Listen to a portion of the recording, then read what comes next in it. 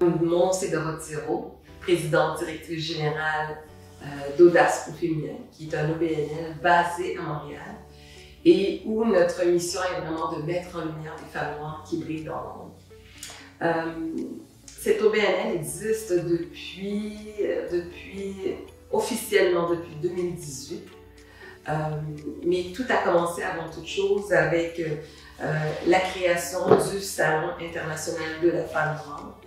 Et à un moment donné, avec les femmes autour de ce projet, donc, qui sont mes cofondatrices, je pense à Joëline Jean-Claude, Catherine Calchouin, on s'est dit comme ça qu'on ne voulait pas tout simplement faire un événement annuel, on voulait répondre aux besoins des femmes afrodescendantes durant l'année.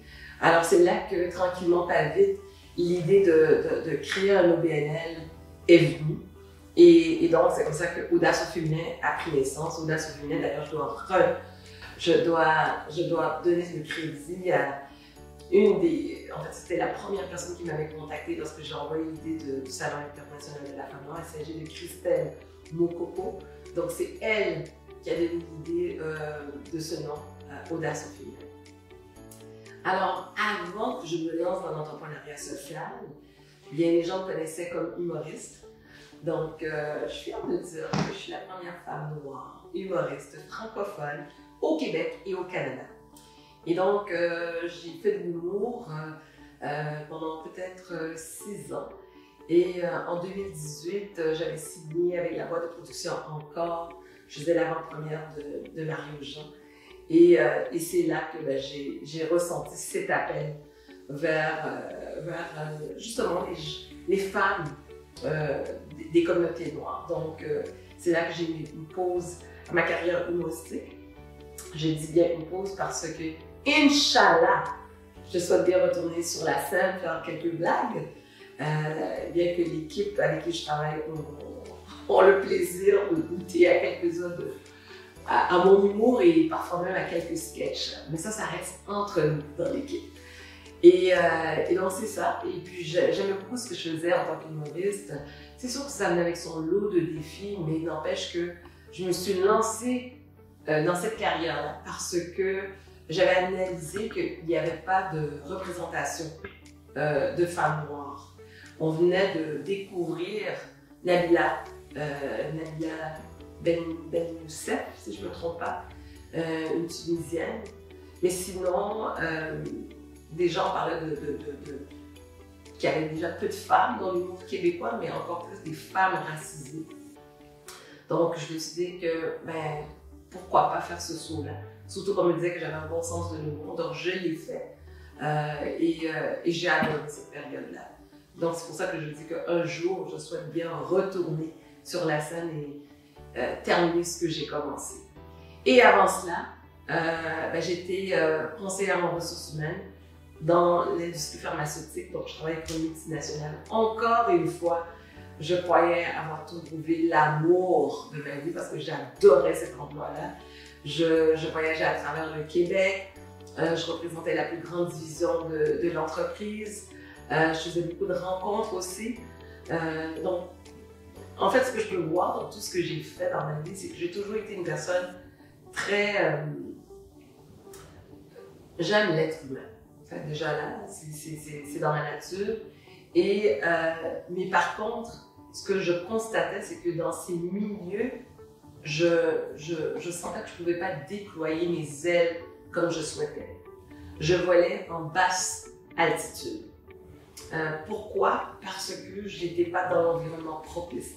Et certains n'étaient pas encore prêts à accueillir mes idées, qui étaient peut-être trop innovatrices, trop...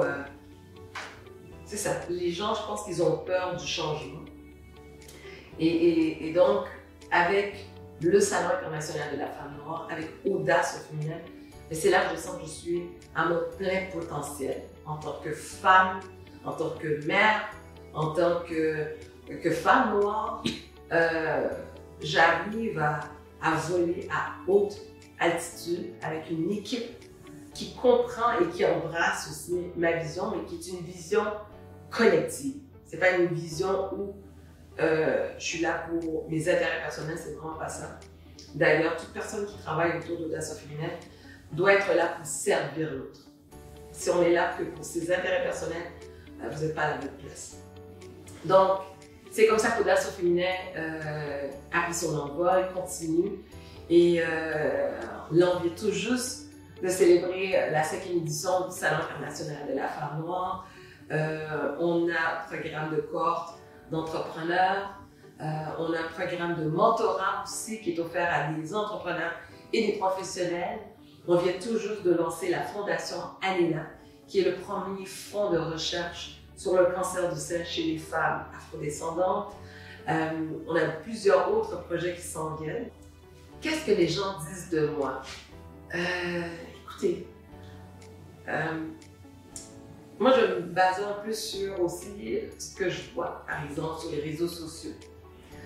Parce que ce qu'on a décidé de faire, c'est vraiment de mettre en lumière ces femmes-là, des femmes noires dans toutes les sphères, des femmes noires issues de plusieurs origines, mais les mettre en avant, en lumière. Et ça, c'est un mouvement qu'on a commencé, puis on a vu que d'autres femmes, elles étaient prêtes à aussi à célébrer, à féliciter ces femmes-là qui accédaient à certains postes, qui faisaient de grandes réalisations. Et les gens, leur appréciation a été que merci de nous mettre de l'avant, merci de souligner ces talents. Les gens étaient autant dans les communautés noires, il y a beaucoup de femmes qui vont dire qu'elles ne soupçonnaient pas qu'ils pouvaient avoir autant de talents dans nos communautés. Ça, c'est fort. Ça, c'est fort parce que je me dis, waouh,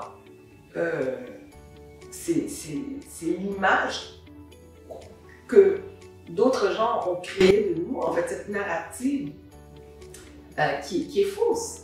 Parce qu'on est capable d'accomplir de grandes choses, sauf que nous avons été invisibilisés.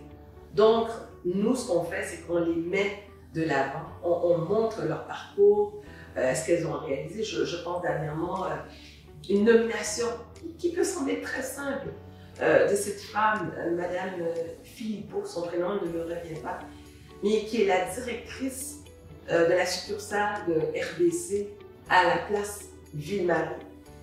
RBC, puis place Ville-Marie, c'est très significatif, c'est très symbolique. C'est la première banque, je pense, qui a été construite. Combien de femmes racisées sont dans les institutions financières et qui se disent, est-ce qu'un jour c'est possible aussi que moi, je sois à la tête d'une succursale, mais surtout dans un endroit privilégié, que ce soit le centre-ville, Westmont, NDG. Donc, pour nous, c'est important de souligner ça. C'est important de souligner qu'il y a des femmes noires qui accomplissent des choses extraordinaires. On a été les premières aussi à souligner l'élection provinciale en 2018 où on avait eu pour la première fois dans l'histoire du Québec 11 femmes afrodescendantes qui s'étaient présentées comme candidates. Ça, c'est une première. Moi, je suis née ici au Québec. J'avais jamais vu ça. Donc, ouais, il faut souligner. Si on ne le fait pas, qui va le faire? Vous pensez quoi là? C'est les grands médias qui vont le dire. Ils vont le dire sous le bout des lèvres, mais pas comme nous. Alors les gens, ils apprécient. Je pense qu'il y a beaucoup plus d'appréciation que j'ai autour de ce qu'on fait. Tu sais, moi-même, je lutte contre ça. Tu sais, nous, les femmes, on est trop... On veut pas trop... On n'est pas comme les hommes. Oh, j'ai fait telle affaire. Et grâce à moi, telle chose. Non, non, non, non. Moi, peut-être aussi, c'est parce que j'ai des valeurs peut-être chrétiennes, judéo-chrétiennes, ce qui fait que j'ai une certaine humilité. Et pour moi, ben, c'est ça. Je pense que si j'ai une plateforme aujourd'hui, et cette plateforme-là, ben, je peux l'offrir à d'autres femmes pour les aider à être élevées. Et pour moi, ça, c'est une grande fierté. Je le fais avec amour, avec passion. Et parce qu'on a tous besoin de ça, pas seulement les plus jeunes, mais même les plus âgés. Ah, ça, c'est très important, ça. Le rôle des hommes dans l'émancipation des femmes est très important. mon exemple. Quand j'ai eu l'idée de faire ce salon-là, je m'en rappelle très bien. Il était peut-être 10 h du matin, 6 h, 7 h. Je pense que j'allais déposer mon fils à l'école. Et j'appelle mon copain pour lui dire, ben voilà telle idée que j'ai. Il a bondi du lit. Il m'a dit, attends une minute. Il est allé à la salle de bain, il est revenu. Il m'a dit, cette idée-là, ne la lâche pas. Fonce avec cette idée-là. Et il a été d'un grand support. Ça a été la première personne qui a cru en moi.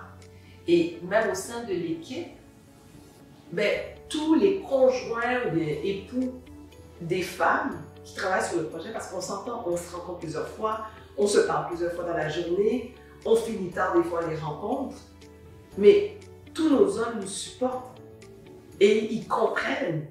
Donc ça fait toute une différence. Il n'y a pas d'inquiétude de retourner à la maison et puis qu'un gars nous dise « Comment ça te fait que tu passes plus de temps avec les filles, patati patata ?» Non, ils sont là, ils supportent. Quand on fait des événements, ils nous accompagnent, ils enlèvent les boîtes, ils sont présents. Et ce n'est pas seulement les hommes, mais nos enfants aussi sont présents. Et le rôle des hommes est très important là-dedans. Les hommes noirs sont nos premiers alliés. Tu sais, je vais juste partager une petite anecdote. Parce que lorsqu'on a eu le Salon international de la femme noire, dans l'audience, j'ai vu une amie à moi, une très bonne amie qui est grecque. Et on travaillait ensemble, on travaillait dans l'industrie pharmaceutique. Et comme elle voyait toujours ma passion pour tout ce qui touche la culture noire, à un moment donné, elle a créé un tableau avec des images. Et elle avait appelé ça, elle a dit, un jour, tu vas organiser quelque chose, ça s'appelait Black on Black. Et quand je l'ai vu, j'étais en pleine entrevue avec Madame Danielle Henkel, les larmes me sont sorties parce que elle avait vu ça même avant que je le voie. Et déjà là, tous les deux, on est des adeptes de visualisation. Pour nous, ça c'est très important, développement personnel, tout ça. Puis elle est venue me voir et m'a dit, You made it. Tu l'as réalisé. Puis elle m'a ramenée là, puis je m'en rappelle très bien fait.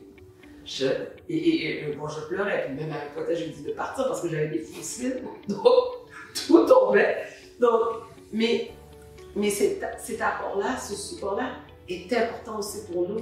Cette reconnaissance des communautés noires, elle doit venir aussi des personnes externes qui ne sont pas noires. Donc ça, c'est important, d'avoir des alliés. Donc oui, l'apport des hommes noirs, très important. Si les gens qui ne sont pas issus des communautés noires, c'est important parce que l'égalité pour tous, ben, ça prend tout le monde. Ça prend tout le monde.